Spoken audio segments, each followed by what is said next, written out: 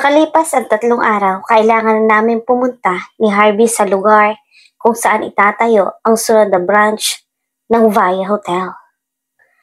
Narinig ko na ang sasakyan ni Harvey sa tapat ng bahay ko kaya dali-dali ako nagmadali upang suotin ang sapatos ko.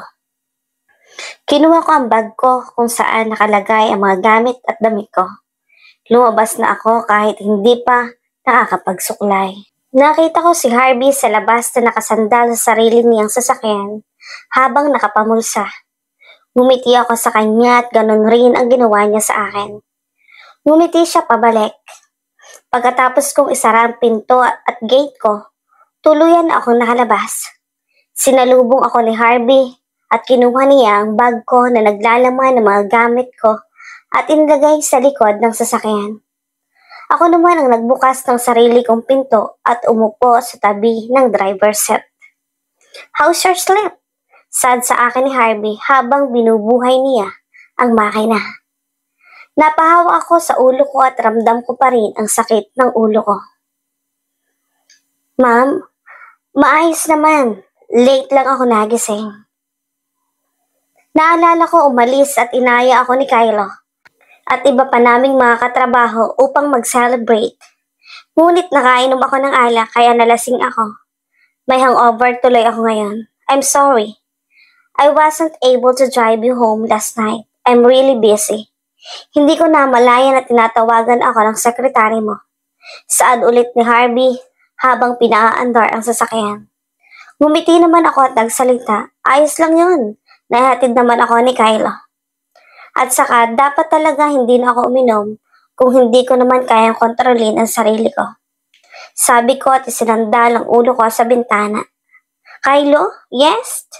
Sure ka ba na hindi siya nagkakagusto sa babae? What if he actually like you?" Mahinang sabi ni Harvey sa akin. Napangiti naman ako. Imposible ang sinasabi niya. Sigurado ako. Unang pagkikita pa lang namin na amoy ko na ang berdeng dugo no?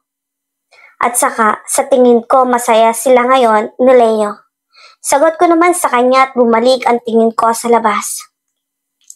"They're dating," sigaw ni Harvey sa mukhang hindi pa makapaniwala. "Kaya huwag ka na magselos. Baka nga mas sweet pa sila kaysa sa atin." Natatawa na saad ko. Sweet kami ni Harvey sa isa't isa. Nitong mga nakaraan, humakto kami para kaming magkasintahan. Alam namin na gusto namin ang isa't isa. The feeling is mutual. The only thing that is missing is label.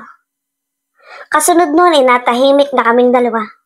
Abala si Harvey sa pagmamaneho samantalang ako ay pinagmamasdan lang ang paligid. Nakatingin lang ako sa bintana. Sa totoo lang kapag si Harvey ang nagmamaneho, may kakaiba akong nararamdaman. Para bang bumabalik ang pangyayari dati. Nung nabangga kami, naalala ko pa ang takot na nararamdaman ko noon.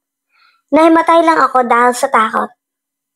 Puno ng dugo ang mukha ni Harvey nang makita ko naman siya sa ospital, ay may benda ang ulo niya. Pagkalipas ng 5 taon, napansin ko na may peklat na siya sa kanyang kaliwang kilay. Yun siguro ang sugat na iniwan ng aksidente na nangyari sa amin ni Harvey noon. Makalipas ang 4 na oras na biyahe, nakarating na kami ni Harvey sa destinasyon namin, ang bayan ng Santa Catalin. Isa itong bayan na kung saan wala pang masyadong establishmento, ngunit nitong mga nakaraan ay maraming nagpupunta rito dahil sa magandang tanawin, beaches at iba pa. Kaya naisipan namin na dito rin magtayo ng panibagong branch ng Via Hotel. Bumaba kami ng sasakyan ni Harvey at kinuha ang mga gamit namin. Bubuhatin ko na sana ang bag ko na naglalaman ng mga gamit ko, ngunit si Harvey na ang gumawa noon para sa akin. Kailangan naming maghintay sa magsusundo sa amin. Dahil hindi nakakayanin ng sasakyan ang nagpatuloy pa, masikip at lubak-lubak kasi ang daan. Pagkalipas ng ilang minuto ay dumating na ang dapat na magsusundo sa amin. Ang sumalubong sa amin ay isang lalaki at isang babae. Ang babae ay ang architect at ang lalaki naman ay engineer. Sa madaling salita, magkatrabaho namin sila habang nandito kami. Welcome, sorry for waiting. Magalang na saad sa amin ng babae. Ang lalaki naman ay ngumiti lang. Ang sabi nila ay sumunod kami kaya iyon ang ginawa namin. So, taga rito pala kayo. Ang akala ko nandito lang kayo para sa project. Tanong ko habang nahihirapan pa ako sa paglalakad. Maraming tao nakakainis. Bakit pa kasi ako nag-heels? Opo, I'm actually thankful because this is my first project and we're looking forward in making this town beautiful and attract more tourists. Saad ulit ng babae. Mukhang excited siya sa trabaho niya. Ang lalaki naman ay tahimik lang, mukhang may iniisip. Ang sabi ng babae ay dito raw sila ay pinanganak at lumaki. Sa Maynila sila nag-aral pero bumalik. Sakto naman at nakilala nila si Kylo. Kaya sila na rin ang napili ni Kylo na magiging architect at engineer ng itatayo ng Via Hotel dito sa bayan nila. Pagkatapos ng 10 minuto na paglalakad ay nakarating na rin kami sa mismong lugar ng bayan. Kumbaga sa lugar kung nasaan talaga ang mga tao. Nagsimula na rin kaming makakita ng mga bahay sa paligid at mga bata.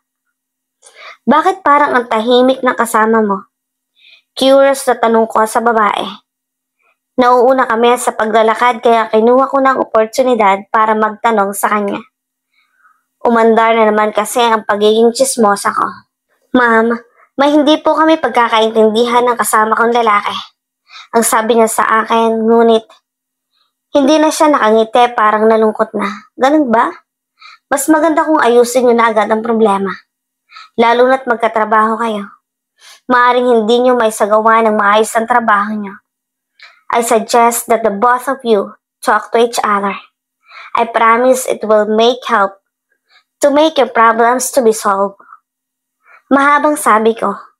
Alam ko rin kasi ang pakiramdam nila. Ganito rin kami ni Harvey dati. Ang hirap magtrabaho lalo na kung may problema ka sa trabaho mo. Yes, ma'am. I will talk to him later. Ani ng babae. Tumango at ngumiti naman ako. Mukhang porsigido siya na makapagtrabaho ng maayos. Samantalang nakarating na kami sa sinasabi nila. Sa pagkakaalam at pagkakaintindi ko ay wala pa rin ni isang hotel sa lugar na ito. Kaya wala kaming matutulugan ni Harvey. Ngunit may ilang mga pamilya na nagpaparenta ng kwarto sa bahay nila. Kaya doon muna kami ni Harvey magpapalipas ng gabi. Tao po, Lolo Amon, Lola Dia, saad ng lalaki na kasama namin habang kumakatok sa bahay. Habang naghihintay naman kami sa lugar sa paglabas ng tao mula sa loob ng bahay, tiningnan ko ang lugar, payapa at simple. Ang bahay naman ay puros kubo, wala na isang gawa sa bato. Kumusta iho? Sila na bang sinasabi mo magrerenta ng kwarto? Bumungad sa amin ang isang matandang lalaki na nakasalamin. Mukhang excited na rin sila. Opo, saad ng lalaki na kasama namin. Ay kung gano'y pumasok na kayo rito sa loob mga iho at iha. Nakahanda na ang kwarto na gagamitin ninyo. Yaya sa amin ni Lolo. Kasunod noon ay umalis na rin ang dalawang kasama namin. At pumasok na kami sa loob ng bahay. Pagpansensyahan nyo na at munting kubo lamang ang bahay namin, saad ni Lolo habang naglalakad. Ayos lang po iyon, sabi ni Harvey. Habang naglalakad naman kami ay pinagmamasdan ko ang bahay. Napakasimple, hindi masyadong maliit, hindi rin masyadong malaki. Ang mga gamit rin ay nakaayos. Habang naglalakad naman kami, ay nakita namin ang asawa niya. Sinalubong kami nito ng may ngiti sa labi. Ito ang kwarto niyo mga anak. Sa tingin ko ay kasya naman kaya sa kama. Tawagin niyo na lang kami kung may kailangan kayo. Magiliw na saad ng matandang babae. Nakita ko naman ang kwarto ay isa lamang ang kama. Iisa lamang po ang kama? Magalang na tanong ko. Hindi ko gustong isipin nila na nagrereklamo ako. Pero parang gano'n na nga. Oo anak, 2 lang kwarto namin dito sa bahay. At bawat kwarto ay isa lang ang kama. Pagpasensyahan mo na anak, Tugon ni Lola sa tanong ko. Hindi po, okay lang po yun. Naitanong ko lang po. Nakangiting saad ko upang ipakita na ayos lang ang lahat. Natutunaw ang puso ko sa tuwing tinatawag niya akong anak. Pagpasensyahan niyo na rin kung walang ventilador ang kwarto.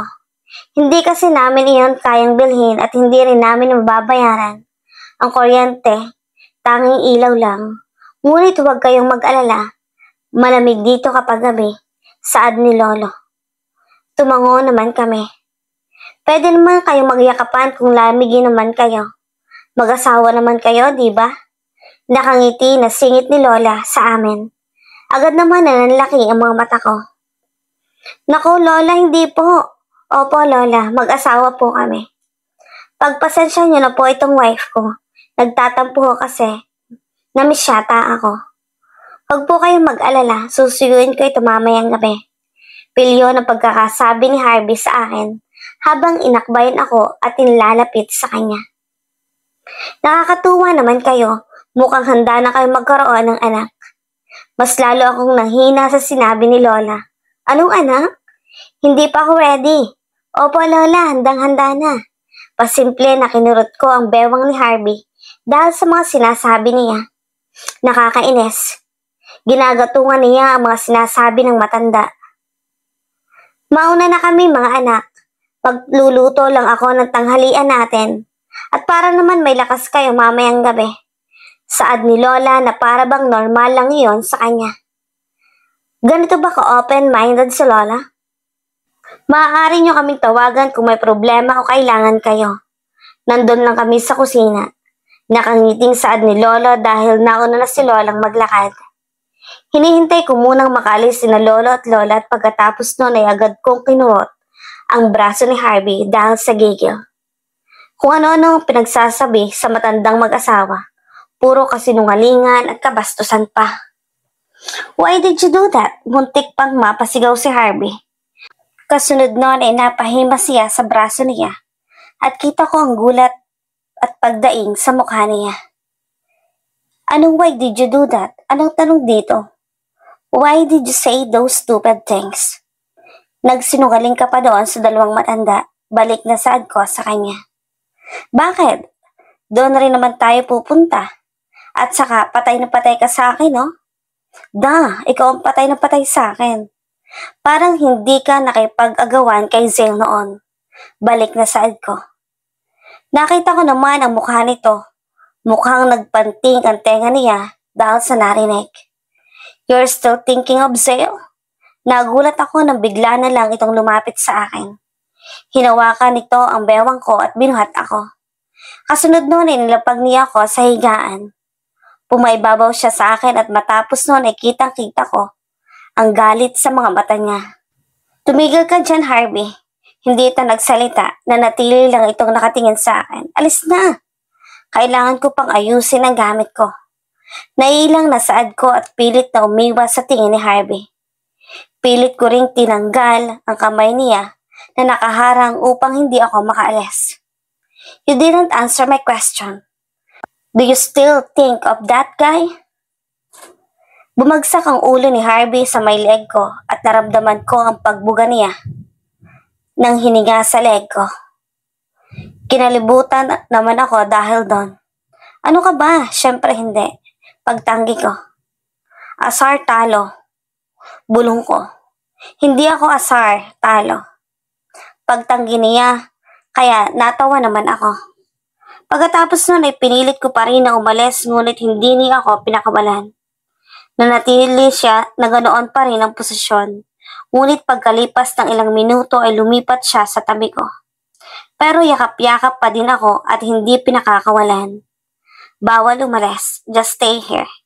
We will sleep until you forget Zale. Nakakunot ang noo ko dahil sa sinabi niya, parang bata. Mas lalong humigpit ang yakap niya sa akin.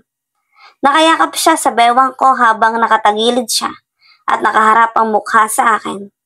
Ako naman ay nakahiga ng tuwid at nakatingin sa taas. Lumipat ang tingin ko sa kanya at nagsalita. Isip bata ka pa rin. Revenge, revenge, revenge. Bigla akong nagising mula sa isang masamang panaginip Agad akong tumayo at hingal na tumingin sa paligid. Nakita ko si Harvey na tulog pa rin. Dahan-dahan akong tumayo at binuksan ang pinto. Sumilip ako at nakita ko na wala ng tao. Lumabas ako ng kwarto na nakayuko. Iniisip ko ang napanaginipan ko. Paghihiganti? Sino? Hindi ko maintindihan. Ngunit sa panaginip ko ay narinig ko ang pamilyar na boses. Napakasama ng panaginip na iyon. Hanggang ngayon ay sobrang bilis pa rin ng tibok ng puso ko at hinihingal pa rin ako. Nang marating ko ang sala ng kubo ay wala akong nakita ni isang tao. Dumiretso ako sa kusina ngunit wala rin doon kaya naisipan kong sumilip sa labas. Nakita ko naman si Lola Amon at Lola Dia na magkasamang naglalakad, si Lolo at may buhat na maliit na timba ng tubig habang si Lola naman ay may dala ng supot ng pagkain. San po ay galing? Sabi ko nang makarating sila ng bahay. Nag-igib lang iha. Bakit? May problema ba? Saad ni Lolo. Napahawak naman ako sa dibdib ko na bigla na lang bumilis ulit ang tibok. Ang panaginip na iyon. Wala po, Lolo. Ganun ba? Kung gano'y tawagin mo na ang asawa mo at kakain na tayo. Sumunod na lang kayo sa kusina. Sabi sa akin ni Lolo. Pupunta na sana ako sa kwarto namin ni Harvey para gisingin siya. Subalit naisip ko na uminom muna ng tubig upang pakalmahin ang sarili ko. Nagigib pa po kayo? Saad ko habang umiinom ng tubig. Kawawa naman si Lolo. Kailangan pa rin niya mag-igib kahit na matanda na siya. Kailangan iha. Kung hindi ako mag-iigib, wala tayong panliligo. Ganun palang sitwasyon dito. Kailangan pang mag-igib.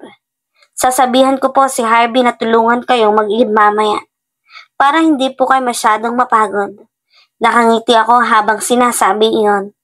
Hindi naman siguro tama na magpagod pa sina Lola at Lolo para lang sa tubig na gagamitin namin sa pagligo.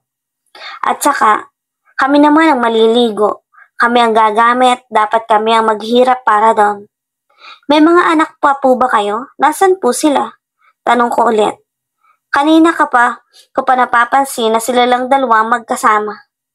O baka naman nasa trabaho lang ang anak nila. Isa lang ang anak namin, nasa Maynila siya. Scholar siya doon. Mukhang proud na sabi ni Lola.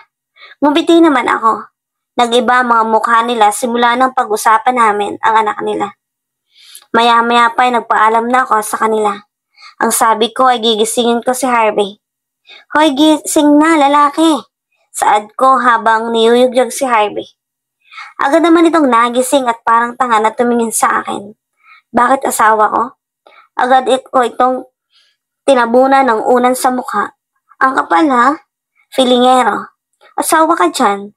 Hindi mo pa nga ako pinakakasalan, saad ko at lumakad na papunta ng pintuan ng kwarto. Yun ba ang problema mo?